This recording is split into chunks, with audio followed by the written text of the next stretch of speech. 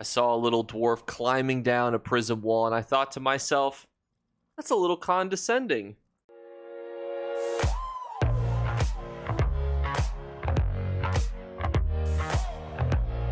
What's going on, YouTube? So we are being scintillated, inundated with a ton of hints and clues as to what Elder Scrolls chapter in 2024 is going to be. We're going to talk about them all today. Now, I will warn you, this is going to require us to look at some spoiler-esque things. It's also going to require us to look at data mines and leaks and things like that. So if that's not your forte, this probably won't be the video for you. But I love these types of videos because the ESO developers love to put Easter eggs. They love to put little hints as to where we're going. I was able to ask the developers for some clues in person to say, hey, what can you tell me about this zone? And they wouldn't tell me a whole lot, but they did give me some clues. But also, too, we've kind of got a lot of ideas as to where we're going. Then we got to look at what do we think is going to be going on? Because as we know from my last video where I kind of called what the 2023 update is going to be, it's not just where we are, it's what we're doing. And that's what we're going to talk about in today's video. So before we jump into the model viewer, let's talk about how we landed upon last year's predictions, so then we could try to use this as kind of a jumping off point for next year, once we kind of really start to tone down where we're going. So basically last year, my prediction, much to the dismay of Reddit and Facebook, but for those of you on Discord, you supported me in my prediction, and we were right. What we did is we looked at all the base games in ESO and the Elder Scrolls in general, and then we looked at DLCs. And we looked at kind of specific DLCs that seemed to had modeled after specific ones. Then we tried to draw parallels. What were we looking for in that? Well, for example, the Gates of Oblivion, Blackwood expansion was basically just a rehashing of the Oblivion main storyline. The Dawn Guard was basically the kind of the plot line that we saw in the Reach in Western Skyrim. So we were able to go back and see these things. I mean, think about the parallels between Morrowind and when Vardenfell, was first introduced. And then we tried to look at which DLCs would be perfect to go with the hinted zone location. So fun fact, if you're watching now in the video, we pretty much know where we're going in this video with the leaks and stuff, but we'll get there. So we know where we're going, and now we just need to find a DLC to get there. So we knew last year it was the Telvanni Peninsula, and then we needed to figure out, well, we know that they're going to release a brand new feature, which we knew would be the Endless Dungeon after a little bit of data mines, and then we knew that they were going to release a class. Well, what DLC expansions that take place in the Morrowind-esque area would be perfect for class creation as well as storyline creation, and that's how we landed upon the Dragon Guard DLC. Now obviously there's a lot of differences between the Dragon Guard DLC and the Telvanni Peninsula and Apocrypha and everything else, but there was a ton of parallels, and it was the perfect DLC essentially to be a jumping off point for the actual story, for class creation and everything else. So that's how we were able to land upon the 2023 class prediction, as well as really the location prediction. It didn't really nail the storyline, except knowing that Hermaeus Mora was going to be involved. But even that, I think, was a really good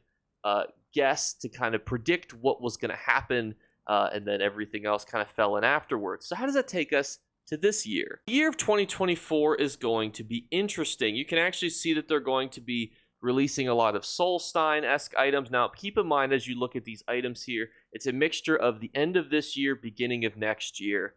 So there's not a whole lot that's going to be kind of given to us, except there's a couple things that I think are essential to look at here before we start jumping off of the in-game hits. So we're looking at all the models of things that are being added, and then we are going to then jump back into, the leaks that the developers have been sprinkling in through Easter eggs for us to then look at.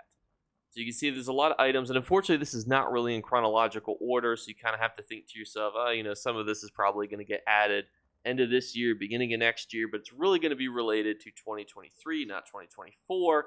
So what are the big takeaways from this specific one versus where we are now? And I think that the actual biggest one comes down to the Valenwood leaks. So Valenwood is an interesting zone in the Elder Scrolls Online, and that's because we have seen it, But as far as a dedicated elf expansion or dedicated anything in regards to them, we've not really seen it. If you're wondering around the location that I am just predicting here, we're looking at this region right here. And also, too, how does this tie into what I was talking to the developers about in Vegas? We did the in-person event. I had asked them, could they give me a clue into 2024? And he's like, oh, such a generic question, you know. And I was like, let me hammer this down here. What color? Can you tell me what color scheme is going to be the most prevalent?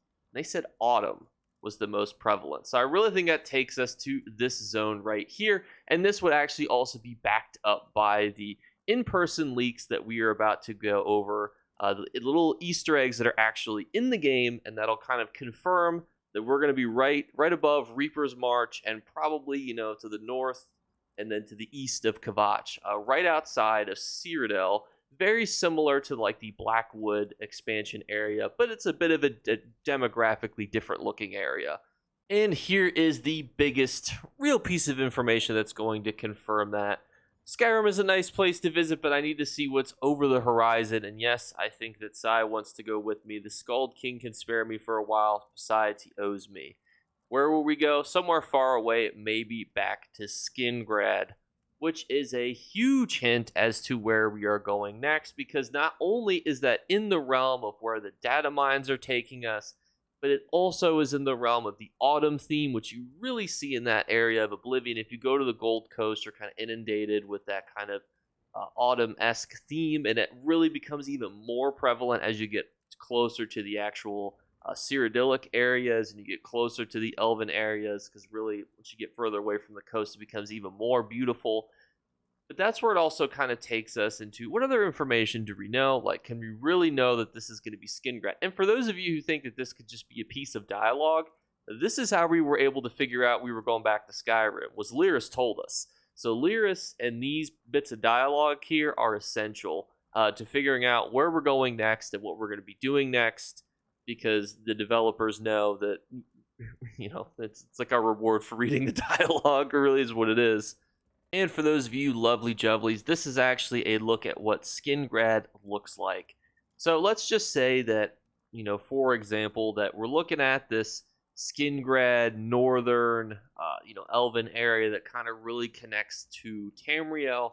What are we looking at? And I will note too that this goes along with the data mine leaks, this goes along with the autumn theme, and this also goes along with a leak that I was unable to find, but I saw someone mention it on Discord, that there was a line leaked that said that you're able to pick up your free room inside of Skingrad, which basically implies that there's going to be a room that you can get in Skingrad, similar to how every other DLC you're able to do it. I wasn't able to find exactly where I had saw that, but it is another important leak to go along with this. But how will this tie into the story? This is where we're going to have to put on our tinfoil hats here, because we don't have a lot of clues. However, when I was looking at all of the DLCs, two of which came to perfect note in my head as to where we could be going and what we could be doing. So I think we've really nailed that Skingrad is likely where we're going. We've got the leaks, we've got the data mines, we've got people talking about, you know, getting a free house there.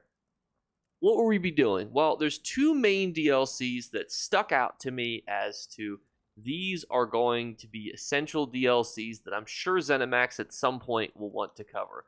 The first one is the Knights of the Nine DLC, which basically, I don't want to spoil it, but I mean, it's been out for a long time now, but essentially it requires you to go out and become a pilgrim. It's a really big, you know, Aedra-focused quest line, and it starts in Anvil, which already is in the game, and then the first shrine that you go to is actually in Kvatch, and then you would go over to Mara's, which is right where we would be when this area would come out. So that is a strong possibility, in my opinion. It goes with the theme. The autumn theme could also be implied as the kind of red colors of the Divines, and I could see that being the really big quintessential theme, because the Aedra really don't get covered at all. We've spent more time talking about the constellations than we really do talking about the Aedra in any sort of quest-giving capacity, which is kind of sad, because I think that the Aedra are very cool. For those of you who don't know, Aedra, Daedra. The Aedra basically gave up most of their powers, either willingly or unwillingly, depending on who you believe, at the creation of the universe, and therefore they don't have a whole lot of ability to influence things as much as other people, but that doesn't mean that they don't have dedicated quest lines and things. You could see here that they had their own dedicated DLC, which I think would be perfect for us to go into. But what else could we be looking at? And I cannot go without mentioning a Oblivion DLC without talking about the Shivering Isles. I think that there's a very good chance that we go to the Shivering Isles at some point in Elder Scrolls Online's history, if not this year at some point, so it has to be mentioned. Does it fit with the theme? Yes. It would also be very feasible for us to go to the Bad God's realm, and overall, Oblivion was one of, if not the most popular DLCs released probably for the entire decade almost in the Elder Scrolls lore. When you compare it to every other DLC release, even from Skyrim to Oblivion to Morrowind, the Shivering Isles really tops all of them as a fan favorite. This would also somewhat keep in line with the autumn theme. You can see that there's the Mania, which is kind of like this little plant over here. Then you also have regions kind of Despair too, which is kind of centered off by areas of green. And then so there would be a potential that this fits into the color scheme kind of thing as well.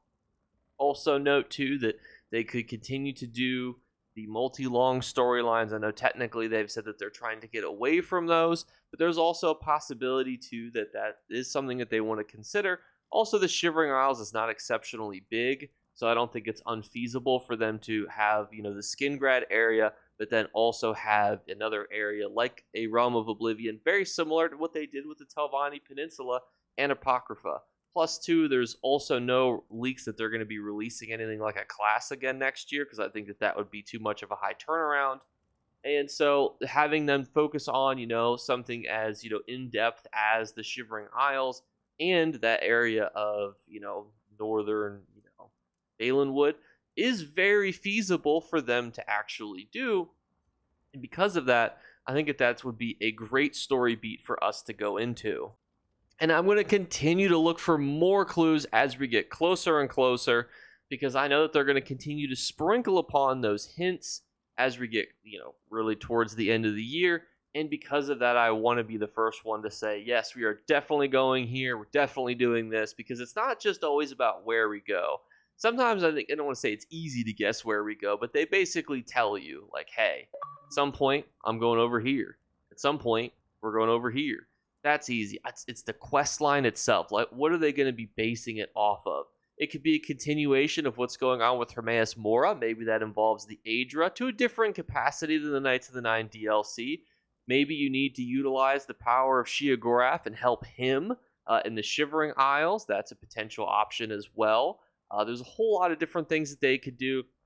The one thing that I haven't mentioned, just because I think that they're going to avoid it, I do not think that they're going to expand upon the Three Banners War, but that is a potential option that they could do. The reason that I don't think that they will do that is just because of the proximity that, we are timeline-wise into the releases of, different Elder Scrolls games. I think they're going to really try to make this a very popular year, and they're going to bring back one of the more popular things. Not to say the Three Banners War isn't popular, but if you look at how cool people thought the High Isle storyline was compared to even just Apocrypha or Vardenfell or, Blackwood, or really any zone story quest that's a DLC, I don't think High Isle stands up to any of them, in my opinion. And I think that opinion is backed up by other players, but obviously put it in the comments below if you loved High Isle. I don't think High Isle was bad by any means. It also definitely had some of the best cinematics in the entirety of the Elder Scrolls Online. But as far as in-depth storyline, I don't think it really holds up to some of the great storytelling that's done by the other big Elder Scrolls zones, especially, in my opinion, the number one is Somerset. But what is yours in the comments below? We are still doing our 3 giveaway drawings. All you have to do to enter is be subscribed and stay subscribed. 40% of you lovely jevelies are subscribed, which is a great number, and I'm thankful for all of you who are. Don't let other YouTubers lie to you. 40% is actually quite a bit. Second thing is just like the videos released through the month. And the third thing is as a reward to those of you guys who watch my videos first, I will flash a random word upon the screen. If you were the first person to comment that word in the comments below, you will be a winner. So thank you guys so much again for watching, and I will catch you guys later. Bye, guys. You better remember to like and subscribe to Jake Clips. Or you should. I might have to pluck your eyes if you don't. Or, better yet, I'll skip rope with your entrails. Do it now. Subscribe. Ta-ta. Off with you. Thank you guys so much again for sticking around past the post outro. Always love to make these fun little videos where we speculate, especially because we're speculating before we even had our Q4 update. Who knows, somewhere inside the endless archive they could just straight up say, hey, you know what would be real cool is if we went to the Shivering Isles, or you know who we could really involve in the storyline, you know? Some Aedra. You know, there's a whole lot of different things that they could do, so I'm very excited to see what will happen. I'm always excited to bring that with you guys as well, so we'll see what happens. If you're interested, check out yesterday's video where we talk about the Golden Vendor, which has got some A1 furnishings inside of it. If you're interested, and also some great monster sets. So check that out, and I'll catch you guys later. Bye, guys.